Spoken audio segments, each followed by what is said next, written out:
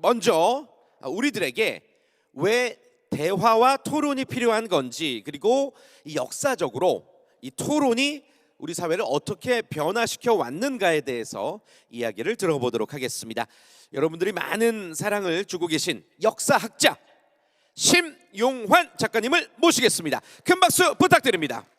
네, 반갑습니다. 심용환입니다. 네, 안녕하세요. 아직 오해 올 거 그랬나 봐요. 다 안 오셔가지고 가장 많은 사람이 있었을 때 올라온 게 좋은데, 하여튼 만나서 반갑고요. 저에게 주어진 시간이 길지는 않아서 그냥 편안하게 얘기는 시작해봐도 되겠죠? 네, 제가 들어오기 전에 모이시는 분들이 어떤 분들이냐라고 하니까 연령대가 정말 다양하다, 어린아이부터 어르신까지 다 계시다 그래서 최악의 상황이다라고 포커스를 맞출 수가 없거든요. 그래서 문제가 되는데, 아무튼 이렇게 좋고 중요한 행사에 초청해 주셔서 감사하고요. 사실은 이제 저한테 강연 요청이 들어오면 이제 어떤 역사적 이슈를 갖고 얘기를 많이 하거나 그 역사에서 의미를 갖고 많이 하게 되는데, 이번엔 아예 이 경기도 쪽에서 저한테 토론과 소통 이런 주제로 역사 강의를 주장해서 저한테 연락이 온 게 맞나요? 라고 제가 몇 번 확인을 하니까 맞다고 그래가지고 굉장히 사람 힘들게 하네요, 약간 이런 생각을 하면서 왔습니다. 그래서 혼자 사실 뭐 좋았어요. 그래서 글쎄, 이제 제가 평소에 풀어가는 방식은 아니지만 결국 역사 속에서 뭐 당연한 얘기겠죠. 토론과 소통이 잘 된 경우에 성과가 있고, 그러지 않았을 때 이제 문제가 생긴다는 건 너무 뻔한 얘기인데, 그거에 대해서 이제 역사적인 이야기 좀 해보도록 하겠습니다. 이렇게 시작할게요. 네, 3년 전인가요? 2019년에 3.1운동 100주년이었고 임시정부 100주년이었던 거 기억하실 거예요. 그때 굉장히 임시정부나 3.1운동에 대한 기대나 관심이 높았었잖아요. 근데 이제 그때 3.1운동 때 이야기를 좀 돌아가서 얘기를 해본다면, 우리가 잘 알다시피 일본에 의해서 10년간 지배를 받았고, 그 10년간의 지배가 이제 무단통치라는 이제 기간 속에 진행이 됐기 때문에 굉장히 억압적인 시간이었죠. 그러다 보니까 이제 이 3.1운동의 여파 속에서 정말로 이렇게 한 2달 동안 적은 통계로 한 100여만 명, 많게는 이제 한 400만 명까지 참여해서 막 만세운동을 했다는 거예요. 이거는 이제 아주 쉽게 말하면, 그러니까 조금 냉정하고 차갑게 말하면 분노인 거죠. 그러니까 감정인 거죠. 너무나 일본에 의한 억압적인 힘이 힘들었고, 그리고 일본에 의한 식민 통치에 대한 반발이 컸고, 그래서 이제 다 들고 일어난 거죠. 근데 중요한 사실은 뭐냐면, 들고 일어났다는 것이 중요한 것이 아니라, 들고 일어난 것이 어떻게 수렴이 돼서 어떤 사회를 만들어가냐가 이제 중요한 부분인데, 잘 알다시피 3.1운동의 직접적인 결과물은 4월 달에 만들어진 임시정부잖아요. 근데 이제 우리가 이제 자꾸 놓치는 거잖아. 뭐냐면, 임시정부가 그냥 처음부터 상하이 하나가 만들어진 걸로 많이 알고 계세요. 실제로 그렇지 않았습니다. 시험 공부하는 친구들, 아이들 잘 들어라, 너 이거 나중에 시험 나온다. 근데 이제 시험 공부하는 때 외우게 되지만, 제일 처음에는 정부가 3개가 만들어졌어요. 그래서 실제로 인천에서 인천 자유공원 있잖아요. 거기서 이제 시민들, 국민들의 어떤 집회가 열려서 그 결과물로서 서울에서 다시 한번 이제 집회가 열린 다음에 한성정부라는 게 하나 수립이 됐고요. 또 하나는 이제 우리가 잘 알다시피 상하이 임시정부가 있었고, 또 하나는 노령 임시정부, 요즘에 이제 대한국민의회라고 배우게 되는데 연해주 지방에 있었어요. 3개는 성격이 다 다릅니다. 예를 들어서 한성정부는 말 그대로, 그러니까 이제 이런 거죠. 국민의 민의, 3.1운동이 직접적으로 반영이 돼서 만들어진 정부고요. 상하이에 만들어진 임시정부는 주로 미주 교민들이 후원을 해서 도산안창호를 중심으로 해서 만들어진 정부예요. 그리고 노령, 그러니까 대한국민의회죠. 이 연해주에서 만들어진 정부 같은 경우는, 이쪽은 이제 주로 무장투쟁을 하던 사람들이에요. 이 3개의 정부가 만들어지니까 모양이 이상하잖아요. 왜냐면 3.1운동이 진행이 됐는데 이게 하나가 돼야 되는데 다 나눠져 있는 상태가 되는 거죠. 근데 이걸 하나를 만들기 위한 작업이 얼마나 오래 걸리냐면 실제로 5개월 정도가 걸립니다. 5개월. 그래서 우리가 알고 있는, 그러니까 상하이에 있는 통합임시정부는 9월 달에 시작된 정부예요. 그러니까 여기서 주목해서 우리가 볼 수 있는 건, 3월에 3.1운동이 있었고 3.1운동이 가장 격렬했었던 시간은 4월 초 중순까지예요. 그러니까 약 한 달 반 정도가 3.1운동이 어마어마한 열기가 있었고, 3.1운동의 불씨가 완전히 꺼지는 게 이제 8월까지 가는 거예요. 근데 이제 따져보게 되면 어떻게 된 거냐, 3.1운동이 터졌었을 때 그 힘을 바탕으로 3개의 정부가 수립이 되고, 이게 하나가 되는 게 3.1운동 끝날 때쯤에 딱 됐다라는 거예요. 그러니까 그 기간 동안 어떻게 보면 이 어떤 여러 의견들이 수렴이 돼서 하나가 된 건데 이게 사실 간단한 문제는 아니었습니다. 왜 간단한 문제가 아니었냐면 대표성의 문제잖아요. 상하이 쪽은 아무래도 임시정부 교민, 그러니까 그 미주 쪽에 있는 교민들에 의한 후원을 받았던 거고, 연해주 쪽에 있는 거는 이제 만주나 연해주에서 무장투쟁하던 사람들이기 때문에 독립을 어떻게 바라볼 것인가에 대한 시각이 굉장히 차이가 나요. 그래서 지금이야 이게 다 중요하다고 배우지만 주로 미주 쪽 사람들은 미국에 거주했기 때문에 미국식 민주주의에 익숙해요. 그러니까 조선왕조에 대해서 굉장히 부정적이고 우리가 새로운 민주주의 국가를 세워야 된다, 이런 게 이제 굉장히 강했던 사람들이고요. 그에 비해서 이제 만주 쪽이나 연해주에서 활동했던 사람들은 그것보다 훨씬 더 조선왕조에 대한 충성심이 높죠. 왜냐면 조선에서 의병 활동하다 넘어간 사람들이 굉장히 많았거든요. 그리고 싸울 때 외교 독립이 아니라 이제 무장투쟁을 해서 몰아내야 된다는 성격이 강했기 때문에 이게 지금 와서는 우리가 이렇게 편안하게 얘기할 때는 그냥 이렇게 뭐 이것도 중요하고 저것도 중요하고 이렇게 얘기할 수 있어요. 근데 이게 역사 교육의 폐해거든요. 이렇게 항상 이것도 중요하고 저것도 중요하니까 다 외워라 이런 식인 건데, 사실은 이제 그 당시에 살아가는 사람들 입장에선 선택을 해야 되니까 굉장히 갈등이 심할 수밖에 없었어요. 지금 제 얘기 잘 듣고 계신 거 맞나요? 네, 이게 하나 안 좋은 걸 발견했습니다. 제가 말할 때마다 제 목소리가 메아리처럼 와서 약간 혼자 이상한 느낌? 그런 게 있습니다. 여튼 근데 그 과정을 이제 주도해서 하나로 만들었던 사람이 이제 우리가 잘 알고 있는 도산 안창호입니다. 이 우리 임시정부 얘기하면 항상 기억하는 건 이제 초대 대통령이 이승만 대통령이라든지, 그게 아니면 이제 마지막까지 임시정부를 지켰었던 주석 김구를 생각하는 경우가 많은데요. 근데 결론적으로 미리 말씀드리면 임시정부를 만든 사람은 도산 안창호입니다. 그리고 제가 여기서 이제 슬쩍 말씀드리면 신기하지 않으세요? 도산 안창호는 도산 안창호라고 부르잖아요. 그러니까 보세요. 이승만 대통령 물론 호가 다 있죠. 백범, 김구, 우남, 이승만인데 이승만은 대통령이었잖아요, 그렇죠? 그리고 백범, 김구는 주석이었잖아요. 아니면 안중근, 이번에 영화 나오지만 이토를 저격했죠. 윤봉기라면 폭탄을 던져서 홍커우에서 아주 큰 거사를 일으켰잖아요. 그러니까 이게 의도한 건 아니지만 우리가 배우는 역사 공부, 특히 근대사를 공부하다 보면 유명한 사람들은 대부분 다 눈에 띄는 업적들이 있어요. 근데 도산안총 하면 도산안총 뭐 했어요? 네, 학교 세웠어요. 그래서 학교 세운 사람들 많잖아요. 학교 세웠다는 공부를 했다는 얘기인데 당황스럽네요. 네, 아예 모르는 게 좋거든요. 근데 학교를 세웠다라는 거. 그런데 뭐 남강 이승훈 이런 사람들도 학교 세웠는데 그렇게 유명하진 않죠. 그리고 도산 안창호는 무엇보다 제일 중요한 게 칭호가 없잖아요. 그러니까 안창호 대통령, 안창호 주석 이렇게 있어야 되는데, 안창호는 임시정부 당시에 제일 처음 만들었을 때 임시정부 노동국 총판이었어요. 요즘으로 얘기하면 노동부 장관이에요. 이런 중요한 사람이 아니죠. 근데 왜 도산 안창호가 유명하냐면 오늘 주제랑 이제 관련이 된 건데, 도산 안창호는 임시정부의 결정적 역할을 한 사람입니다. 왜 결정적 역할을 했냐? 독립운동도 다 돈입니다. 이게 어쩔 수가 없어요. 그래서 실제로 독립운동 단체인 임시정부를 만들 적에 임시정부를 실질적으로 운영할 수 있는 자금은 미주 교민들의 후원에서 나왔고요. 그 미주 교민들의 후원금을 모아서 오늘날로 보면 이게 이제 돈 환산 액수를 고치기가 너무 힘들어요. 그래서 사실 이렇게 방송에 나오는 거 다 이렇게 오늘날 얼마인가 이렇게 얘기하는 게 대부분 그냥 거짓말이라고 생각하셔야 되는데, 하여튼 적어도 수억의 돈을 들고 왔던 건 분명합니다. 그래서 도산 안창호가 사실상 임시정부의 거의 모든 자금을 갖고 와서 그 자금 때문에 임시정부가 운영이 됐기 때문에 대통령이 누구든 누가 누구든 간에 사실 중요한 건 임시정부를 세운 사람은 안창호예요. 근데 이제 여기서 문제가 생깁니다. 무슨 문제가 생기냐면 두 가지예요. 하나는 돈과 미주 지역 교민들의 지지가 있으니까 이제 다 이게 독립운동가들도 사람이잖아요. 그리고 더군다나 이게 무슨 망명 정부로 이렇게 간 것도 아니고 10년간 식민지배 받다가 그냥 자발적으로 독립운동이 나타난 거기 때문에 바로 나왔던 게 뭐냐면, 안창호 너 대통령 되려고 하지. 이게 첫 번째 이슈였었어요. 그러니까 막 시기 질투가 나는 거죠. 두 번째는 어떤 문제가 생기냐면, 두 번째는 방금 말씀드렸듯이 지역별 독립운동을 통합시켜야 되는 문제가 생기게 되는 거예요. 근데 여기서 이제 중요한 게 뭐냐면, 우리 오늘의 주제가 이 대화와 소통 이런 것들이잖아요. 도산 안창호는 참 독특한 케이스예요. 독립운동사에서 거의 유일하게 소통 잘하고 대화 잘하는 사람, 이렇게 보시면 돼요. 이걸 어디서 알 수 있냐면 두 가지인데, 첫째, 일단 우리나라 임시정부 초대 대통령이 누구라고요?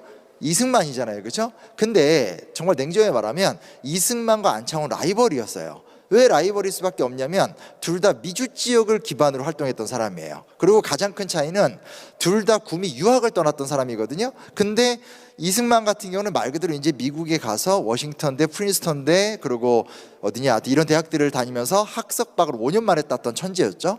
안창호는 먼저 하와이로 갔다가 이제 미국 유학을 들어가려고 하다가 하와이 교민사회의 분열, 그리고 하와이에 있는 한인들에 대한 미국인들의 멸시 같은 것들이 너무나 고통스럽기 때문에 본인이 학업을 때려치고 하와이 교민들의 생활개혁 운동과 하와이 교민 커뮤니티화 작업을 하면서 사실상 학력을 포기한 사람이에요. 그러니까 무슨 얘기냐면 미주 지역을 대표하는 가장 위대한 독립운동가가 누구냐 하면 우남 이승만과 도산 안창호인데 둘이 걸어온 길 자체가 달라요. 한쪽은 바닥에서 이 소위 말하는 버려진 이 어떤 나라 없는 이주민들의 커뮤니티를 만들고 미국인들 앞에서 권익 보호하면서 그 어떤 역량 때문에 주변 사람들이 존경해서 돈을 후원해줘서 샌프란시스코에서 이제 공립협회를 창건한 사람이고, 이승만 대통령 굉장히 똑똑했고 이 감리교회 후원을 받으면서 미국에 가서, 사실은 이게 좀 재밌는 얘기지만 그렇게 공부 열심히 하지도 않으셨어요. 근데 그냥 5년 만에 학석박 다 받았죠. 그게 왜 그랬냐면, 이건 제가 이승만 대통령 비난하는 게 아니라 첫째 굉장히 똑똑했고요. 그러니까 수업을 열심히 안 들었다 할 뿐이지.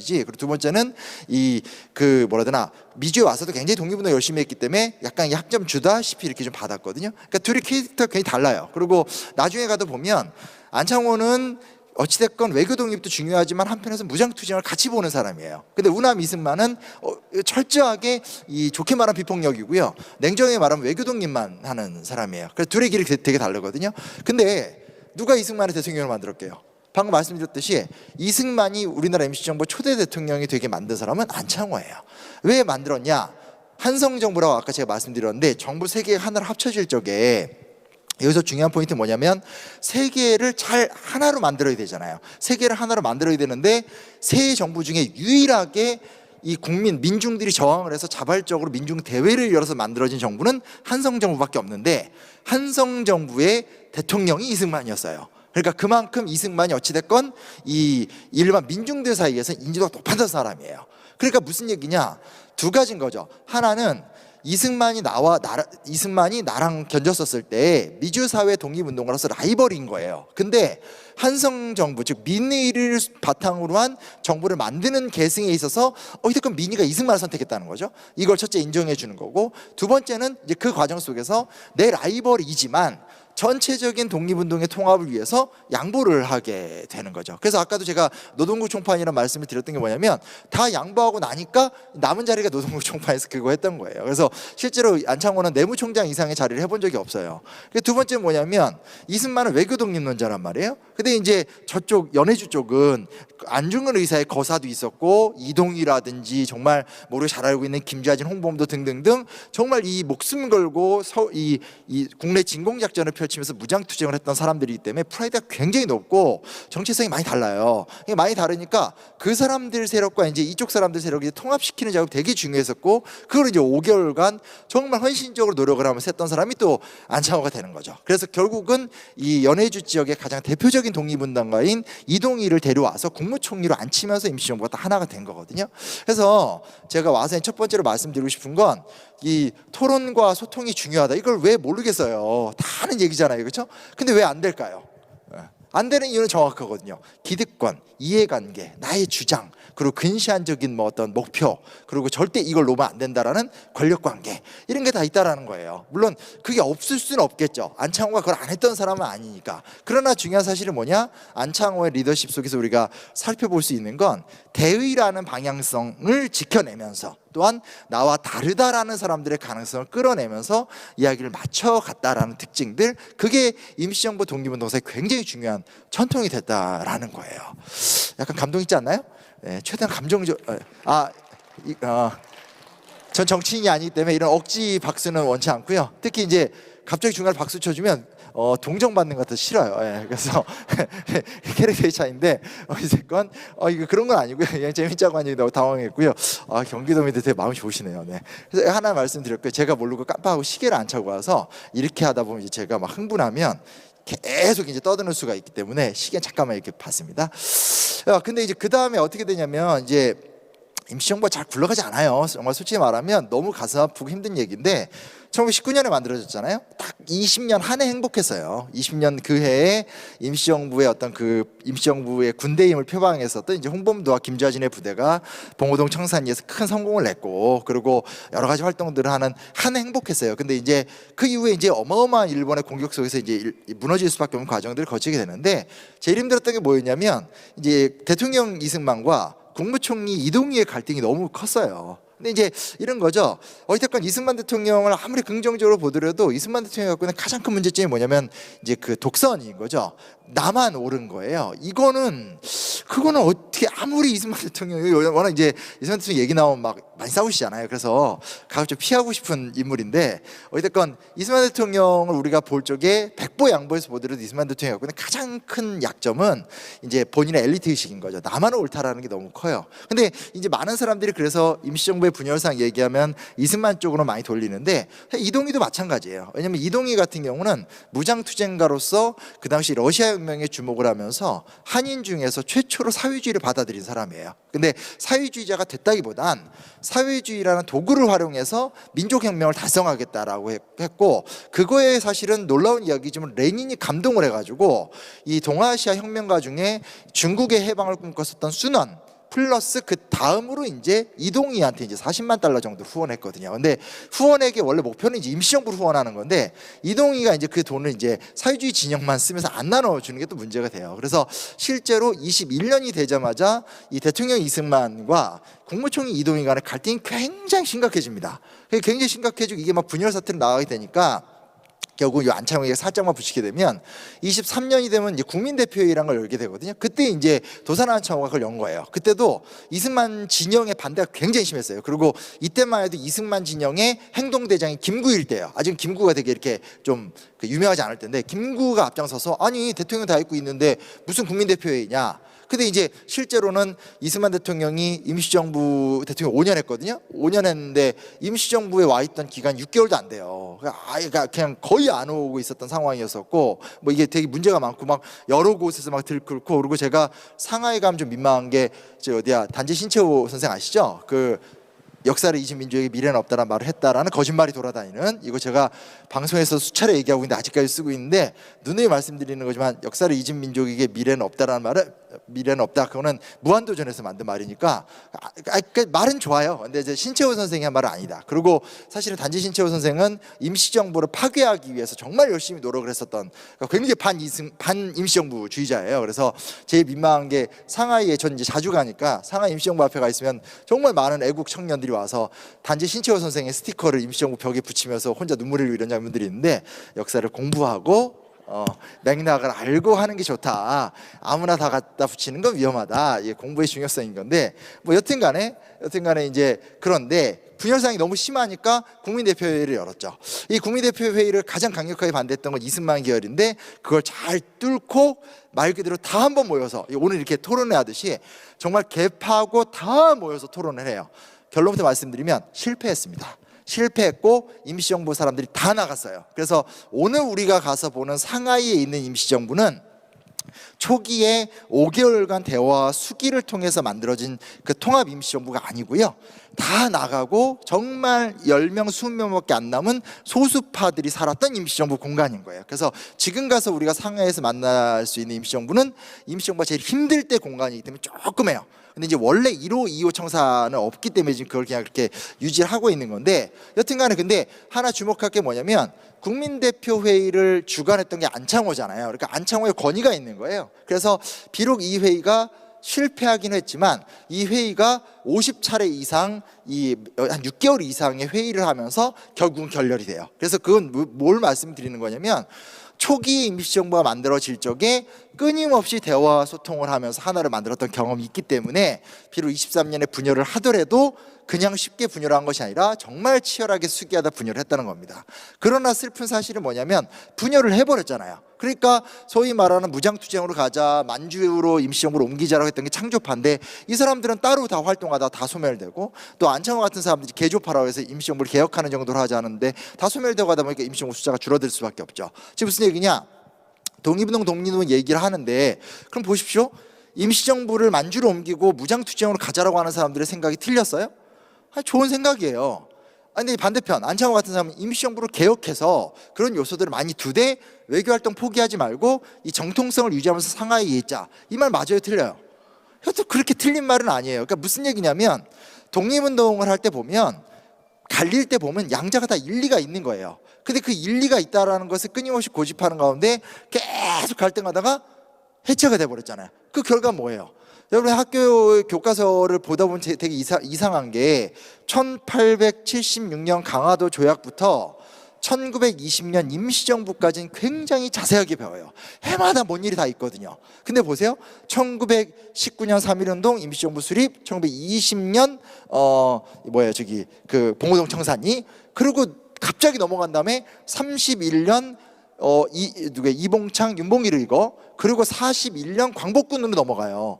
그러면 독립운동사 이게 일제강점기 36년의 기간 동안에 우리가 배우는 독립운동사는 10년에 집중돼 있고 나머지는 툭툭 떨어져 있다라는 거거든요. 그게 왜 그럴 것 같으세요? 분열의 결과예요. 분열의 결과. 딱 깨져버린 거죠. 어차피 독립운동하는 사람 다 합쳐봤자 300~400명 안 되거든요. 이 300~400명끼리 4분 5일이 되고 나니까 그 다음부터 힘이 모일 수가 없어요. 노력은 엄청 했어요. 1920년대 때도 여운형 같은 사람이, 그때 여운형이 이 임시정부 활동하던 때인데 미국 가가지고 이 항공학교에서 임시정부의 그 소위 말하는 이 그 공군 전문가들, 노백린 장군 같은 사람들, 이 사람들이 가서 그런 거 만들려고도 정말 노력 많이 했었고, 그리고 의열단 김원봉 같은 단체들도 임시정부 막 후원도 했었고요. 그러니까 할 수 있는 굉장히 많은 행동을 하거든요. 근데 문제는 뭐냐? 다 쪼개져 있는 거예요. 입장이 다 달라요. 그러니까 따로따로 각계 전투를 해요. 세상에 이보다 쉬운 게 어디 있어요? 일본 입장에서. 그리고 그 안에서 사실 이제 독립운동가들끼리 공격하는 사태도 생기게 되고, 그리고 뭐 그 입장이 다르다는 이유로 그 독립운동가가 독립운동가를 암살하는 사태도 생기게 되고, 이런 얘기는 거의 안 배우셨을 거예요. 왜냐? 이런 얘기는 일제강점기 우리 민족운동사의 어떤 치부 같은 이야기들이기 때문에 대부분의 그 역사 전문가들이 이런 얘기 잘 안 해요. 근데 냉정했던 현실이거든요. 근데 그 얘기를 오늘 우리의 관점으로 와서 본다면 무엇이냐면, 결국은 끊임없는 대화를 통해서 하나라는 틀거리를 유지했었을 땐 뭐라도 하는데, 각자가 다 옳다고 믿게 되면서 도저히 저 인간하고 안 돼, 판을 딱 깨버린 다음에 결과는 뭐예요? 아무것도 안 된다는 거죠. 아무것도 안 된다는 거죠. 그런데 다행인 게 뭐냐면, 나중에 임시정부 보게 되면 40년에 다시 하나로 다 뭉치거든요. 근데 뭉칠 때 보면 그걸 전체를 이끌었던 게 또 김구예요. 사실은 김구 선생은 우리가 생각하는 것보다 되게 완고한 스타일이시거든요. 그럼에도 불구하고 뭐냐면, 대화하고 소통했었을 때, 단위를 만들었을 때 갖게 되는 힘과 그게 없었을 때 도무지 안 된다라는 걸 두 가지 다 경험한 사람이거든요. 그래서 실제로 보면 우리 이게 영화 같은 데 보면 김구랑 김원봉이 사이 좋게 나오잖아요. 그 영화 암살이나 이런 데 보면 뭐 서로 만나서 뭐 얘기하고 뭐 이런 거 나오는데, 아닙니다. 김구랑 김원봉은 사이가 정말 나빴어요. 그래서 단적으로 예를 들면 장준하가 김구의 아주 그 사람이었죠. 장준하의 돌베개라는 글을 읽으면 거의 김원봉은 악마예요. 정말 서로 사이 나빴어요. 근데 정말 사이가 나빴는데 40년대 때 통합 임시정부 때 보면 김원봉도 김구랑 같이 활동을 해요. 그리고 김구도 그러니까 서로 받아들이게 되는 거죠. 왜 받아들이게 되겠어요? 단위를 확보하고 서로 소통하고 함께 힘을, 역량을 집중시키지 않는, 이게 안 된다라는 거예요. 그래서 그런 부분에 대해서 좀 기억했으면 좋겠다는 말씀 드리겠고요. 이런 것들에 대한 이제 최악의 결론이라는 것은 여러분 잘 알다시피 해방 이후에 좌우 갈등, 이념 갈등, 분단, 전쟁, 지금까지 구조화된 오늘날의 현실, 뭐 이런 것들이 되겠죠. 혹은 오늘날 지금 한국 사회가 겪고 있는 진영이라는 문제 속에서 아무리 옳은 주장이라도 내 편 아니면 안 만들어주는 거, 뭐 이런 문제를 계속 있는 것 같아요. 그래서 하여튼 먼저 이게 좀 드리고 싶은 말씀이 뭐냐면, 그 소통과 대화가 중요하다라는 말을 할 적에 이 중요하다는 거 다 압니다. 근데 그런 것들을 해내는 사람들이 있고 해내지 못하는 사람들이 있는데, 제가 결과적으로 말씀드리고 싶은 사실은 뭐냐면, 해내지 못했을 때의 역사적 결과는 진짜 뻔해요. 그거는 뭐 이견이 없습니다. 그래서 그런 부분에서 오늘의 장이 그런 식으로 활용이 됐으면 좋겠고요. 저 아직 안 끝났거든요. 이제 약간 주제를 살짝 바꾸려고 하는 건데, 분위기가 약간 끝나는 걸로 기대하시는 거 아니죠? 예. 저희가 아직 한 10분 정도 시간이 남아 있거든요. 해도 되죠? 네. 이거 시계를 안 차고 온 저의 큰 불찰입니다. 자, 이 비슷한 유사한 사례를 설명드릴게요. 미국 아시죠? 한국 사람들 미국 되게 좋아하는데, 미국이 13개의 주가 독립을 했잖아요. 근데 이게 우리가 착각하고 있는 게 뭐가 있냐면, 우리가 알고 있는 식민지라는 것은 군대를 보내서 군대가 영토를 넓히는 형식이잖아요. 근데 이제 대항해 시대 이후 유럽인들이 만드는 식민지라는 개념은 그게 아니고요. 국가가 돈이 없으니까 특허장을 내주는 거예요. 그래서 네가 가서 식민지를 개척하면 세금만 떼고 이만한 혜택을 줄게, 이런 식의 계약을 맺는 게 소위 말하는 서양식의 새로운 식민지 개념이에요. 제국주의가 좀 다른 거거든요. 근데 알다시피 원래 미국은 영국의 식민지였잖아요. 13개의 주가 만들어졌죠. 근데 13개의 주가 다 달라요. 다 달라요. 왜냐? 어떤 주는 영국의 귀족이 본인의 돈을 투자해서 개척한 주가 있고, 어떤 주는 영국의 군인들이 가서 개척한 주가 있고, 어떤 주는 청교도들이 이주하면서 만든 주가 있어요. 그래서 오늘 우리의 생각과는 다르게 13개의 주는 다 다른 입장에서 만들어진 주다라고 볼 수가 있어요. 그래서 잘 알다시피 이제 영국과의 갈등 속에서 13개 주가 연합을 해서 독립혁명을 일궜잖아요. 근데 원래 생각은 뭐냐면 13개 주가 다 따로 나라를 만들려고 했었어요. 왜? 다르니까. 그래서 실제로 예를 들면 3대 대통령이었던 제퍼슨 같은 경우는 스스로를 나는 미합중국 사람이 아니라 나는 버지니아 사람이다, 이렇게 얘기를 했었단 말이에요.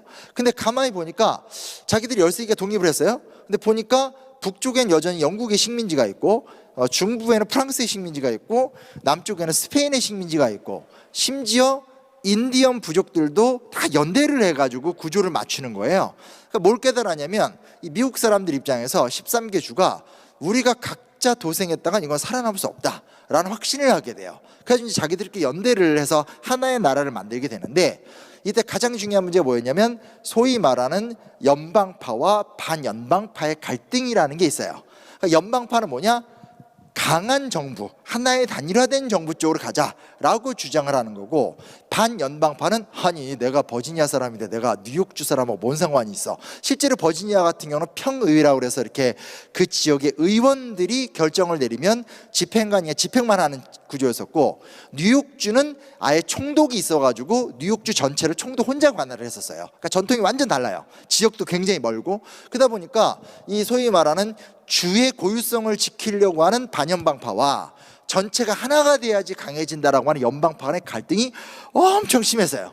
근데 이제 우리가 한국의 조선시대 때 당쟁의 역사를 보다 보면 정말 속상한 게 그냥 쪼개지잖아요. 그래서 우리가 알고 있는 게 뭐 동인서인 노론서론이지만 전공하다 보면 정말 짜증나는 게 동인서인 노론서론은 아무것도 아니에요. 거기서 대북 소북 청유 탕유 뭐 어마어마하게 무한분열하고 돼. 왜 분열하는지 그 이유도 찾기 힘들 정도로 분열을 하게 되는데, 사실은 미국이 오늘날 세계적인 슈퍼 국가가 될 수 있었던 가장 큰 이유가 뭐냐면 연방파와 반연방파가 합의를 봤다라는 거죠. 근데 이거 제일 중요한 거, 오늘 마지막 말씀인데, 마지막 말인데, 말씀이래, 죄송합니다. 말인데, 이게 뭐가 있냐면 이게 있습니다. 우리나라는 원효대사의 나라입니다. 갑자기 불교를 설파하려고 얘기하는 건 아니고요. 조선 실튼 간의 원효대사의 영향이 가장 큽니다. 왜냐? 원효대사의 생각이라는 게 화쟁이죠. 화쟁 사상에는 뭐예요? 두루 서로를 이해하고 존중하면서 하나로 어우러지자. 산에 올라가는 길은 여러 가지만 올라가 보면, 그러니까 산의 봉우리는 하나지만 올라가는 길은 여러 개다. 이 길이 옳고 저 길이 옳다가 또 왜 싸우냐? 만 개의 강이 흐르지만 다 바다로 향한다. 넓은 견지에서 보면 좁은 차이는 의미가 없다. 이게 소위 말하는 이 원효가 만든 화쟁 사상이 한국인들의 독특한 윤리관에 많이 들어와 있기 때문에 어지간한 건 대화하고 타협하자, 용서하자, 이해하자, 이게 된단 말이에요. 근데 실질적으로 한국 사회가 오랫동안 겪어왔던 과정을 보게 되면, 특히 과거 군사주의나 권위주의 정권 때 시대를 보면 원효대사 같은 말이 좋긴 좋은데 현실적으로 그렇게 안 가고, 현실에서는 결국 힘 있는 사람은 그 깡 부리고 힘 없는 사람은 눈치 보면서 알아서 죽고, 이렇게 되면서 소위 말하는 타협이란 단어가 겉으로는 좋게 얘기하지만 실제로는 굉장히 좀 이렇게 힘의 논리처럼 되는 경우가 되게 강했단 말이에요. 근데 제가 그렇다고 해서 무슨 원효의 가치를 무의미하다고 이야기하는 건 아닙니다. 미국 얘기를 하는 건데, 미국에서 연방파 반연방파의 타협의 핵심이 뭐냐면, 이게 되게 중요한 말인데, 이익 조정입니다. 이익 조정. 즉 두 다른 생각을 하는 집단이 해체를 하는 것이 아니라 각자의 이익 카드를 서로 조정하는 과정인 거예요.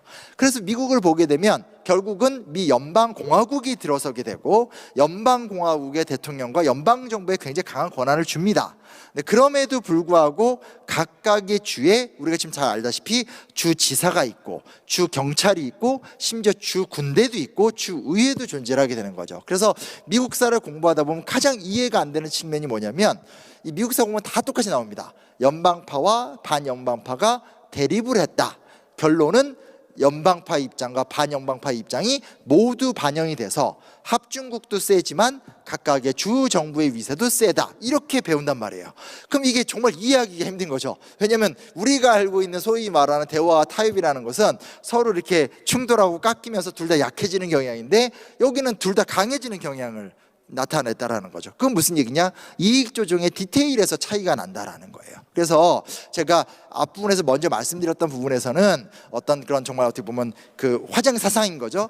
이 도산 안청호가 보여줬었던 양보할 줄 알고 소통할 줄 알고 나와 다른 사람을 품을 줄 안다라고 하는 굉장히 전통적이고 불교적이거나 유교적인 리더십에 대해서 말씀을 드렸다면, 사실 후자로 봤었을 때 특히 이렇게 정치의 단위, 사회의 단위로 봤었을 때 그런 건 굉장히 힘듭니다.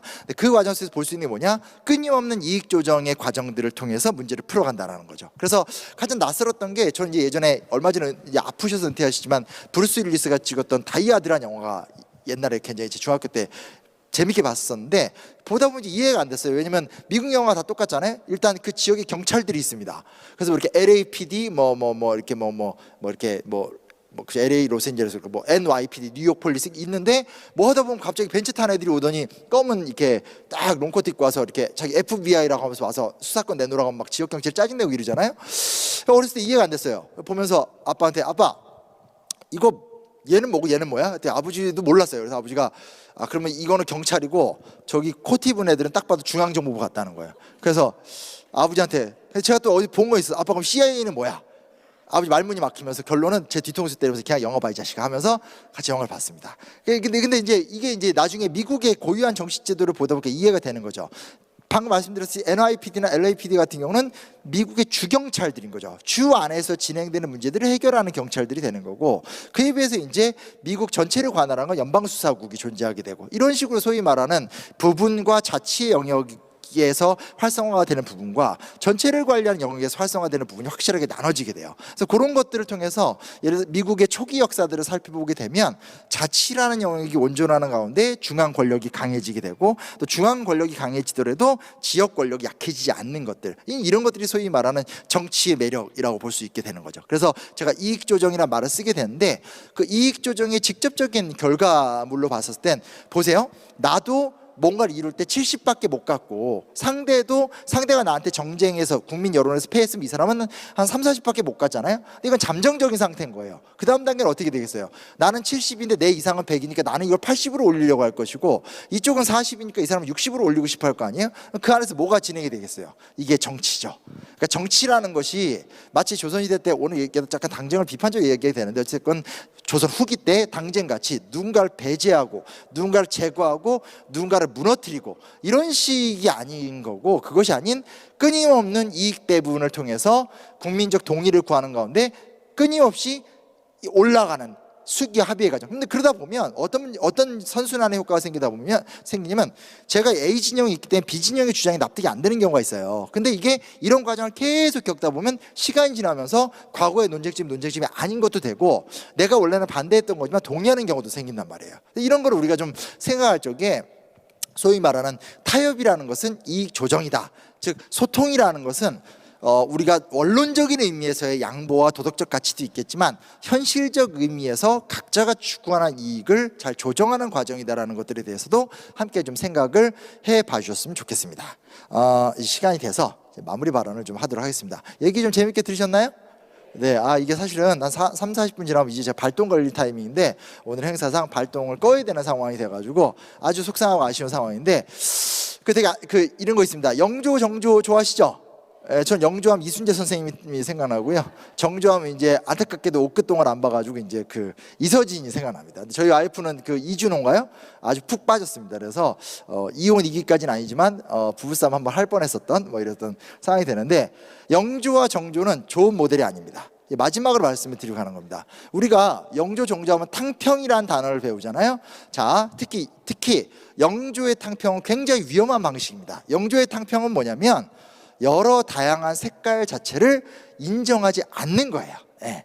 그러니까 무슨 얘기냐? 여러 주장들이 있는데 그 모든 주장의 최종적인 결정은 내가 내리겠다는 거예요. 왜? 조선은 중앙집권 사회고 왕이 지존인 사회이기 때문에. 그래서 우리가 조선왕 그리고 영조는 그걸 노골적으로 했던 사람이죠. 왜냐하면 당시에 노론이 가장 큰 세력인데 노론의 지지를 등에 업고 국가를 운영했던 사람이기 때문에 그 또한 영조의 그 특유의 카리스마. 영조 정말 장난 아닌 사람이거든요. 이게 경연의 자리가 됐던 국가 정책의 자리가 됐던 신하들하고 얘기할 때 예를 들어서 뭐 재정 경제부 장관보다 국가 재정 더 잘 알고 있어요. 그리고 여기 경연의 자리에서 우리나라 대학사보다 유교 경제에 더 잘 알고 있어요. 이런 스타일이에요. 그래서 실제로 영조가 주관하는 경연의 자리를 이렇게 한번 하면 신하들이 다 죽어 나갑니다. 그리고 정치력도 되게 뛰어나서 울어야 될 때 막 울고요. 그 약간 실록 읽다 보면 이 사람 이상한 사람 같아요. 그래서 막 이렇게 감정의 기복을 되게 조절을 잘하는 사람이에요. 그래서 실제로 영조 굉장히 정치 잘했던 사람이고 카리스마 대단했던 사람이고 정조도 거의 비슷해요. 다만 정조는 이 소위 말하는 노론과 아버지 문제 때문에 좀 갈등이 치는 측면이 있기 때문에 훨씬 더 완곡하게 자신의 주장을 관철시킬 수밖에 없는데 제가 왜 영조와 정조에 대해 비판을 하냐면 영조와 정조의 모든 노력을 비판하는 거 아닙니다. 혹시나 여기서 헤어진 다음에 저기 어디야 수원 화성 문화재 때 만났을 때 제가 갑자기 막 정조에 대해서 막 칭찬하고 저 인간이 저거 사기꾼이다 이렇게 하는데 지금 우리는 각각의 측면들을 이야기하는 거기 때문에 오해하지 마십시오. 제가 무슨 어용지식인으로 요거 끼고 여기 끼고 가는 두부 같은 존재는 아니니까. 무슨 말씀 드리는 거냐면 영조와 정조는 본질적으로 본인이 결정을 하고 싶어 했어요. 그리고 그게 조선의 궁극적인 리더십이에요. 그러나 지금은 민주국가잖아요. 모든 권력이 시민에게 나눠져 있는 상태죠. 근데 우리는 여전히 조선이라는 컨텐츠를 굉장히 사랑하고 조선이라는 컨텐츠를 통해서 뭔가 세상을 이해하고 싶기 때문에 또 다른 구원자를 원하는 거죠. 그가 와서 뭔가를 해결해 주겠다. 그가 와서 뭔가를 해결해 주겠다. 그런 게 가능했던 시대는 있습니다. 1960년대 때 박정희 대통령 산업화할 때 혹은 뭐 1990년대 때 김영삼, 김대중 대통령 나와서 개혁할 때 이때는 보세요. 애초에 지도자도 적었기 때문에 그 지도자의 지지도가 어마어마했었잖아요. 그렇죠? 예, 그러니까 예를 들어서 뭐 박정희 대통령이 뭘 한다. 뭐 김영삼 대통령이 뭘 한다. 김대중 대통령이 뭘 한다 하면 뭐 지역, 뭐 지지 적극적이란 말이에요. 그리고 그때는 좀 비교적 사회가 단순하기 때문에 아젠다들이 명확하죠. 가난을 극복하겠다. 뭐 금융실명제를 실시하겠다. 외환위기를 극복하겠다. 근데 지금 그런 사회가 아닙니다. 대한민국의 구조와 시스템 자체가 굉장히 고도화가 되어 있고 각 분야별로 굉장히 디테일화가 되어 있기 때문에 이제라도 사실은 다른 부분의 리더십이 굉장히 많이 필요한 거죠. 그래서 오늘 대화 소통이라는 주제들도 우리가 짧게 보면 그냥 서로 이해하고 양보하자 정도로 될 수 있겠지만 제가 간곡하게 부탁을 드리고 싶은 말씀은 이 대화 소통이라는 단어가 사실은 지금부터 보다 더 본격적으로 깊이 있게 고민해 봐야 되는 주제인 것이고요. 경기도가 이런 노력들을 많이 하고 있는 걸로 알고 있거든요. 이런 것들이 더 잘 돼서 경기도 굉장히 큰 지역 단위잖아요. 미국으로 따지면 1개 주와 버금가는 단위이기 때문에 경기도에서 굉장히 중요한 어떤 새로운 변화, 제대로 된 자치, 제대로 된 이익 조정 같은 것들이 롤모델로 딱 세팅이 되면 그게 굉장히 한국 사회에 큰 영향을 줄 수 있지 않을까라는 생각을 하면서 제 얘기는 이걸로 마치도록 하겠습니다. 감사합니다. 네, 우리 심용환 작가님께 다시 한번 큰 박수 부탁드립니다. 잠시 좀 이야기를 나눠볼 수 있을까요? 너무 오전이고 또 우리 많은 경기도민들이 아직 도착을 또 못하신 분들도 계신 것 같은데 빈정이 상했습니다. 네. 아니죠? 농담이에요. 40분간 대략 아주 소중한 말씀해 주셨습니다. 요거를 이제 우리 어린이들도 지금 되게 많아서 오늘 40분간의 강의를 딱 한 문장으로 요약을 하자면 나쁜 아니 이건 우리가 어린이들이 일기를 써야 된단 말이에요. 예. 중요한 메시지 하나를 좀 전해 주십사. 예. 아니 얘기가 많아서 40분 얘기했더니 대화 소통은 너무 뻔하잖아요. 예. 대화 소통은 우리가 추구해야 될 가치다. 뭐 이 정도 얘기했습니다. 대화 소통은 우리가 추구해야 할 가치다. 기억해 주시길 바랍니다. 이제 또 다른 일정 때문에 가셔야 되는데 왜 조금 더 이야기를 나누자고 제가 했냐면 지금 유튜브를 통해서 많은 분들이 생중계를 시청 중이신데 여러분들에게 커피 쿠폰을 드리기 위해서 유튜브를 통해서 댓글을 통해서 우리 심용환 작가님에게 질문을 주시는 분들 좀 몇 가지 질문을 드려보고 그리고 한번 또 선물을 드려보도록 하겠습니다. 박경아님, 대화와 소통은 우리가 추구해야 할 가치다. 너무 의미 있는 말이네요 하셨습니다. 사실 오늘 주제를 처음에 섭외를 받으시고 네네. 조금 이제 좀 곤란하셨다고요. 네네네. 예, 뭐 그 이유가 있다면. 이제 아까 말씀드렸던 네. 건데 이제 사실은 이제 대화 소통 얘기하면 이제 오은영 박사님이 나오셔야 되잖아. 뭐 이런 생각을 그럼 잘하시잖아요, 이렇게 막. 예, 예. 네, 그래서 그런 생각을 했는데 왜 역사학자를 여기다 불렀나라는 생각을 하게 됐는데, 근데 이제 되짚어 보니까 네. 우리 역사의 어떤 그 명과 암이 어떻게 보면 이제 그런 대화 소통을 잘 못했었을 때 나라가 잘 안 되고 잘했었을 때 나라가 되고 이런 게 있어서 아무래도. 예, 흔쾌히 오게 됐습니다. 아, 좋습니다. 너무 감사드리고요. 지금 채팅창에 임지현님께서 강연의 벽이 느껴졌습니다. 완벽. 아, 진짜로. 여기. 이런 거 어떻게 반응해야 돼요? 나 완벽해 뭐 이럴 수도 없고 이거. 감사드리고. 네, 감사합니다. 예, 임지현님께 커피 쿠폰 드리겠고 질문이 진짜로 올라왔어요. 강지헌님께서 너무 좀 광범위한 질문인데 세대 간의 소통 방법에 대해 알려주세요 하셨습니다. 자, 그런 거 이제 뭐 90년대생이 온다 이런 거 쓰신 분들이 와서 하면 될 것 네. 같은데 사실 네. 예, 그쵸. 근데 이제 그 너무 광범위한 질문 아니에요? 네. 그러게 말입니다. 이거 따로 강의를 시작해야 될 주제인데, 그러니까 MZ 뭐 이런 문제들이 되는 것 같은데요. 네, 네, 네. 글쎄요. 근데 이제 저는 그냥 지금 짧게 답변하면 접점을 만들었으면 좋을 것 같아요. 그러니까 접점. 예를 들면 자녀들이 많이 있어서 얘기하는데 제가 이제 답사 같은 걸 종종 가요. 최근에 그렇게 많이 못 가는데 한학무 이런 게 이제 저기 서대문 연구소나 이런 데 가보면 네. 진짜 웃겨요. 그러니까 엄마는 의욕적으로 애를 데리고 나왔고 애는 막 이제 신난 거예요. 그래서 막 엄마 이게 뭐야 저게 뭐야 하는데 엄마는 의욕적으로 데리고 나왔을 뿐인 거예요. 네, 그러니까. 사실 뭐 답변은 그리고 아빠는 끌려 나왔어요. 그래서 뒤에서 이렇게 나오면서 빨리 가서 맛있는 거 먹자 이래요. 근데 그게 찔리시나 봐요, 굉장히. 근데 한두 가정이 아니라 예. 솔직히 말하면 이제 거의 다. 거의 다. 예. 거의 다. 그래서 그날은 결국 와서 대충 둘러보고 아이의 욕구는 이루어지지 않고 나와서 맛집 가는 걸로 끝나요. 근데 맞아. 제가 눈이 그리고 이제 그 다음에 하는 게 이제 그리고 사설업체에 맡겨서 3만 원, 5만 원 이렇게 해가지고 보내고 온단 말이에요. 근데 제가 정말 말씀드리고 싶은 게 뭐냐면 1년에 한 번만 엄마 아빠가 준비를 해서 가이드가 되셨으면 좋겠어요. 그러니까 예를 들어서 올해는 서대문 연구소를 간다. 근데 지금 제가 이거 서울인데 서울 네. 하지만 이거 패스요. 네네. 이게 수원 화성으로 갈게요. 요 미스. 근데 예를 들어서 올해는 정조의 수원 화성으로 하자라고 하면 한 해 한 개잖아요. 그러면 그걸 갖고 엄마 아빠가 준비를 하는 거예요. 그러면 사실 인터넷 검색해봐도 좋고 책을 사봐도 좋고 책은 심용환 작가 책이 제일 좋고 이렇게 해서 준비를 해서 가면.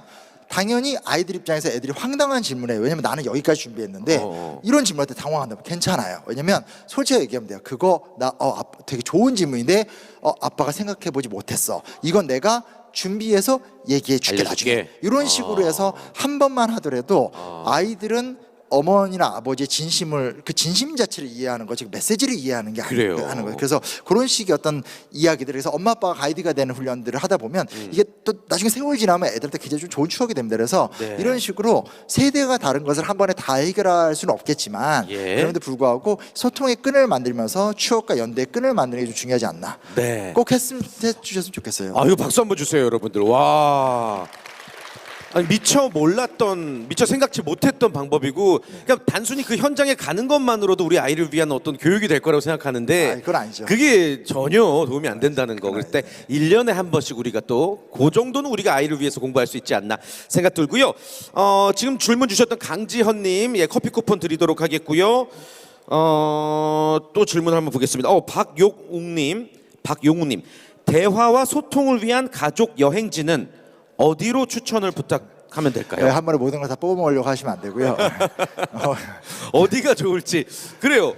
이왕 1년에 한 번씩 우리가 공부해서 가기로 했다면, 가이드가 되기로 했다면 대화와 소통을 위한 가족 여행지.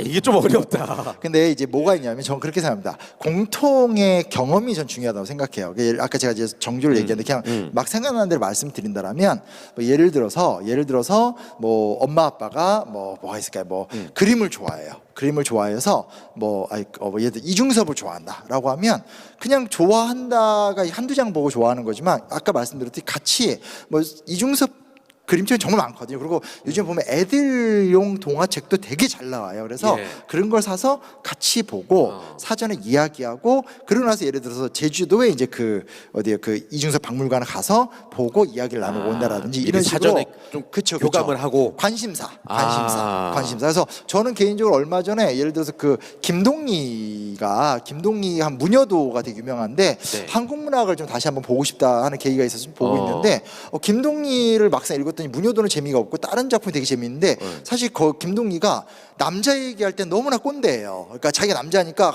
멋있게 서술하려고 하도 그지 같아요. 근데 여자 얘기할 때는 이 일제강점기 때 여성이 너무 힘들었죠. 그걸 되게 진짜 리얼리즘 문학이어서 요즘에 어떤 이런 젠더 갈등 시대 되게 좋은 작품이더라고요. 그래서 근데 그 김동희가 경주에서 활동을 오래 했어요. 그래서 경주에 가면 김동희 문학관이 있거든요. 근데 김동희 문학관 네. 자체는 별 볼 일이 없어요. 아, 그래요? 근데 의외로? 경주에 가면 뭐 이렇게 첨성대니 뭐 볼 게 네네. 많으니까 그렇게 코스를 잡아줬죠. 그래서 부모님이 관심 있는 아젠다를 맞춰서 가기 전에 좀 한번 책 좀 읽고 엄마 아빠랑 가족이 있을 때 얘기하고 얘기하면 이게 잘 안 되겠죠. 그래서 야 좀 조용히 봐.